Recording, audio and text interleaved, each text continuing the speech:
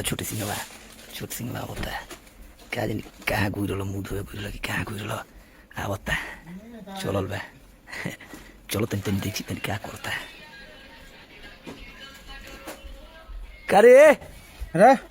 अरे 4 बज गइल बा ड्यूटी ना जीबे का ड्यूटी ना जी मर्दे कर बहिन छे इतना तेज घाम हुआ तो बताओ अइला 4 महीना ना भइल हमार और तो काहे ना जीबे ड्यूटी का दिक्कत हो गइल इतना तेज घाम हुआ तो बताओ अब तो करिया बटले बने और करिया हो जी बता तो बियाह शादी कैसे होई हैं बात तो बात ना करबे ड्यूटी सैलरिया कटी तो ओकर बाद में ना न रोइबे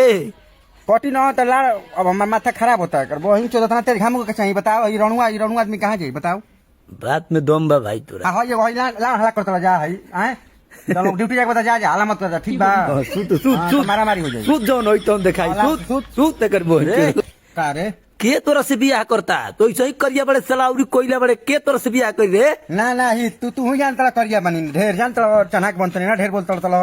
अरे केवन बाप बेटी दी तोरा के रे तोरा करियो क्यों ना दी साला तो ना दी समझाओ तू जो जरा हट लान समय हट बिया ना जीबे तू ड्यूटी हम ड्यूटी ना जेम ना करबे ना करब एम लान से ना करबे चल सूत ही तबा